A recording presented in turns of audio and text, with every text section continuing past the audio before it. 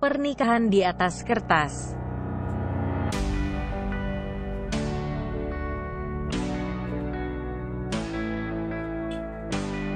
Jangan lupa subscribe ya, dukungan kalian untuk berkembangnya channel Novelku. Jangan lupa tersenyum. Kamu berhak bahagia, setidaknya untuk orang-orang yang kamu sayangi. Jangan lupa jaga kesehatan ya.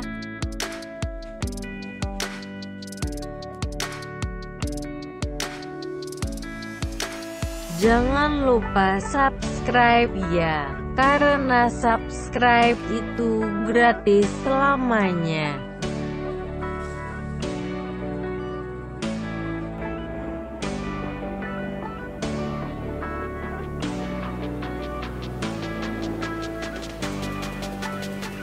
Chapter 85.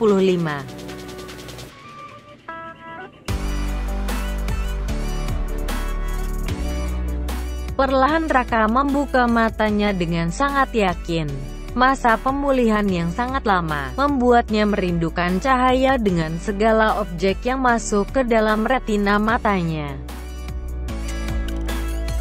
Bapak bisa melihat saya? Apa visual yang Bapak lihat saat ini terasa jernih atau berbayang? Tanya Clarlista sambil memeriksa kondisi mata Raka. Cukup jernih dok, cuma agak terasa pusing aja, jawab Raka memejamkan matanya lagi. Itu wajar ya, karena Bapak terlalu lama menutup mata dan sekarang mulai kembali melihat lagi. Bapak bisa mengatasinya dengan tidak melihat objek yang bercahaya terang dulu. Timpal Clarlista sambil tersenyum. Baik dok, terima kasih ya dok. Clarlista menganggukkan kepalanya untuk menimpali ucapan Raka. Sesekali ia juga memperhatikan mata Raka untuk mengingat-ingat dengan sosok Raka, mantan Sonja yang pernah ia kenal. Baik Pak, kalau begitu, saya permisi pamit dulu, karena masih harus memeriksa pasien yang lain. Nanti kalau ada hal yang dikeluhkan bisa langsung panggil dokter ya, ucap Clarlista berpamitan. Setelah Clarlista dan suster yang membantunya itu sudah keluar dari ruang rawat, Raka pun beralih pada Arya, sekretarisnya. Tatapan matanya pada Arya seakan telah membuat rencana yang begitu besar. Syukurlah kondisi Bapak baik-baik aja. Semoga pemulihannya bisa cepat juga ya Pak, ucap sang asisten. Terima kasih Arya. Terima kasih juga ya karena kamu udah dampingin keadaan saya yang sempat kritis waktu itu. Oh iya, bagaimana keadaan perusahaan? Tanya Raka memulai topik pembicaraan dengan masih terbata-bata. Iya sama-sama Pak, untuk kegiatan operasional perusahaan saat ini tidak ada kendala yang terlalu signifikan. Semuanya masih bisa dikendalikan dan untuk masalah tender bersama Tuan Abdel Aziz saat itu juga sudah mulai terrealisasikan Pak, jelas Arya. Bagus. Semoga bisa terus berjalan lancar sampai saya selesai dalam masa pemulihan ini untuk beberapa bulan ke depan ya. Jangan lupa kamu terus laporkan perkembangannya. Arya menganggukkan kepalanya tanda mengerti dengan semua ucapan sang atasan. Perusahaan baru yang mereka rintis memang seharusnya butuh perhatian khusus dari sang pimpinan. Terutama untuk proyek-proyek yang pernah baru saja mereka menangkan. Oh iya, ada satu hal yang ingin saya minta juga dari kamu. Ini penting. Saya minta sama kamu, tolong, kamu sembunyikan identitas saya yang asli dari siapapun. terutama dari keluarga Arsyadinata. Saya mau kamu siapkan identitas baru untuk saya dengan wajah saya yang baru ini. Identitas baru atas nama Rian Afandi. Raka memaksakan bibirnya untuk menarik senyuman simpul. Senyuman yang memiliki arti begitu besar dengan penuh rencana-rencana yang sudah lama ia susun sedemikian rupa. Bahkan jauh sebelum ia mengalami kecelakaan dan diberi tindakan sejauh ini. Baik Pak, setelah mendapatkan foto wajah Bapak yang baru, saya akan segera mengurus segala identitas baru untuk Bapak. Apa saya boleh tahu tentang alasan Bapak menyembunyikan identitas Bapak? Terutama untuk keluarga Arsyadinata, tanya Arya penuh keberanian. Saya ingin balas dendam pada Fauzan. Saya ingin dia merasakan seperti apa rasanya kecewa dan kehilangan. Seperti apa yang pernah saya rasakan saat tahu bahwa dia mengambil senja dari saya saat itu. Geram Fauzan sambil mengepalkan tangannya. Rasanya Arya selalu gatal untuk ingin menasehati sang atasan. Tapi apa boleh buat, sepertinya ia tak memiliki kapasitas yang cukup bisa melakukan hak seberani itu. Perintah atasannya harus selalu dilakukan, meski harus menghela nafas. Aku akan melakukan hal yang hampir sama dengan apa yang dilakukan Fauzan dulu padaku. Tidak sama, hanya hampir sama. Tapi mungkin, rasa menyakitkannya itu ya hampir-hampir samalah dengan apa yang aku rasakan.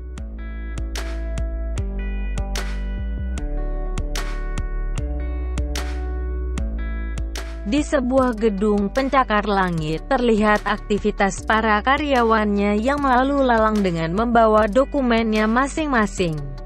Raut wajah nan serius diperlihatkan para karyawan yang masih fokus pada layar monitornya. Mereka yang masih fokus dengan wajah datarnya, tak pernah ada yang tahu bahwa di pikiran mereka masih banyak masalah. Tekanan dari berbagai sudut rona kehidupan. Deadline dari atasan ataupun ucapan-ucapan merendahkan yang tak bisa dicegah untuk terdengar.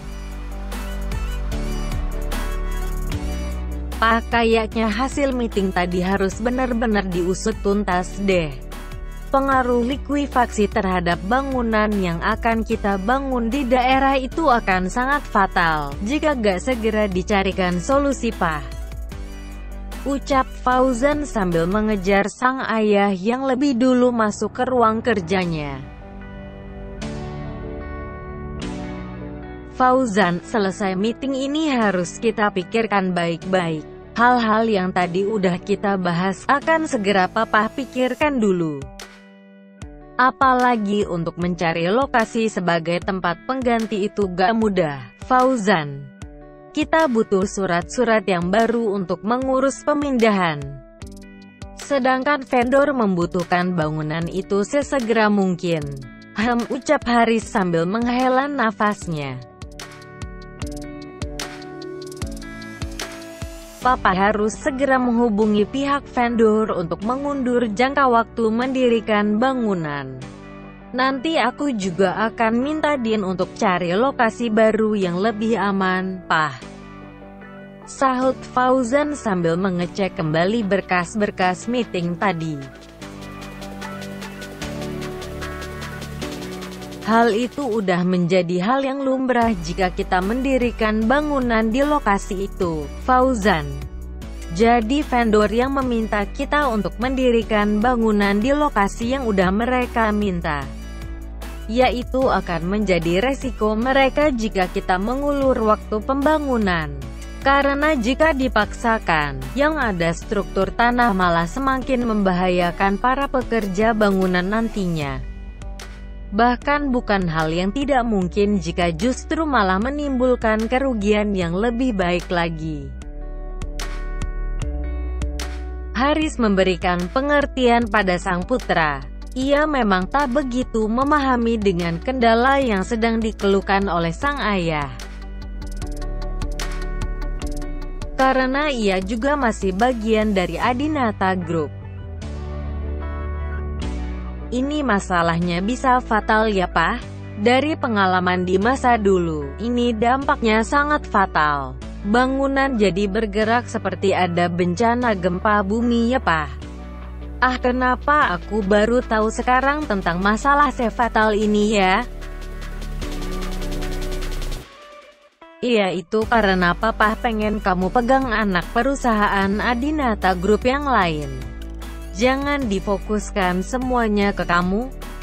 Nanti kan, salah satu anak perusahaan kita juga ada yang harus dipegang sama Agnes, adikmu, seru Haris memperingatkan. Emangnya Papa mau ngasih anak perusahaan juga ke Agnes? Papa serius dengan keputusan Papa? Kenapa Papa gak pernah cerita sama aku? Tanya Fauzan mulai serius dengan ucapan sang ayah.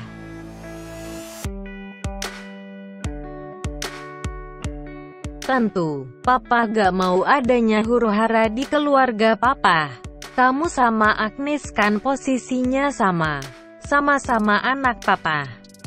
Jadi kalian harus meneruskan perusahaan yang udah Papa bangun ini dengan bersama-sama. Emang kenapa? Kamu iri jika adikmu juga Papa kasih tanggung jawab untuk melanjutkan salah satu anak perusahaan Papa? Tanya Haris mulai bergurau. Fauzan terus-menerus fokus pada apa yang seharusnya ia selesaikan sesegera mungkin. Ia juga tak menyadari dengan hal lain yang belum ia selesaikan. Padahal sebenarnya juga ada sang adik yang membutuhkan ilmu berbisnis dari tangannya sesegera mungkin. Ngapain aku iri sama Agnes, Pak?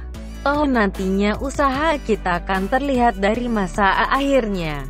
Siapa yang akan lebih hebat dalam menjayakan perusahaan Papa? Aku jadi udah gak sabar untuk menjadi pesaing dari perusahaan yang akan dipegang Agnes, ujar Fauzan berambisi. Mendengar respon dari si sulung, Haris teringat dengan suatu hal yang begitu terbengkalai dalam diam mereka. Tentang masalah yang seharusnya sudah selesai. Tapi malah tertahan dengan alasan yang entah sampai kapan. Sedangkan Haris ia lebih memilih untuk menyelesaikan hal yang lebih darurat dulu.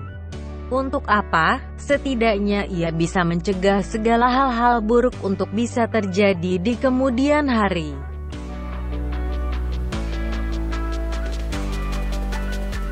Fauzan, tunggu sebentar. Kamu melupakan sesuatu hal yang juga sangat penting. Jangan kamu pura-pura gak tahu tentang apa yang Papa maksud, seru Haris menatap tajam sang putra. Aksa, maksud Papa untuk masalah Aksa kan? Pasti masalah Aksa lah yang mau Papa bicarain kan? Tanya Fauzan meyakinkan yang harus dijawab anggukan kepala oleh Haris. Papa gak mau ya masalah ini diundur-undur lagi, Fauzan. Kita udah punya bukti dan saksi yang bisa langsung memberatkan hukuman Aksa di pengadilan nanti. Dan juga mumpung keberadaan dia masih bisa dideteksi. Karena kalau dia tahu kita punya rencana untuk membawa masalah ini ke meja hijau, dia pasti akan menghilangkan dirinya dari kejaran siapapun. Itu akan semakin mempersulit kita juga nantinya, seru Haris tak sabar. Rasa kesal dengan mendadaknya timbul dan menguasai segala saraf yang ada di tubuh Haris. Mengumpulkan segala bukti yang sangat akurat untuk bisa menjerat lebih erat bukanlah suatu hal yang mudah. Aku juga maunya seperti itu, Pak. Aku pengen sumber masalah dari keluarga kita itu harus benar-benar pergi. Tapi untuk sekarang ini, aku belum bisa, Pa. Prioritas aku masih ke kondisi pemulihan Senja. Lagi pula psikis Senja juga masih terguncang hebat, Pa. Aku takutnya kalau aku bicarain masalah ini lagi ke Senja, yang ada dia malah kena serangan panik lagi. Dan kondisinya malah makin parah dari saat ini, jelas Fauzan. Apa kamu udah coba untuk bicarain hal ini sama Senja? Maksud Papa, pelan-pelan aja bicaranya. Dari hati ke hati, supaya Senja bisa mengerti dan mau untuk menindaklanjuti semuanya. Kamu belum bilang gitu ya? Tanya Haris menghela nafasnya. Haris masih mencoba untuk membujuk sang putra untuk segera menindaklanjuti tentang segala permasalahan yang ada. Pelaku sudah diketahui posisinya, saksi dan bukti juga sudah bersiap pada tempatnya. Lalu, waktu itu aku sempat menyinggung masalah yang lagi kita hadapi ini ke Senja sih, Pa. Tapi Senja tuh kayak menutup semua akses apapun itu yang berhubungan dengan Aksa. Bahkan saat aku gak sengaja ngecek ponsel Senja, nomor telepon Aksa itu udah diblok loh, Pa. Padahal aku gak pernah minta Senja untuk melakukan hal seperti itu, ucap Fauzan mengingat-ingat. Apa Senja membenci Aksa? Tanya Haris yang cukup terkejut. To be continue.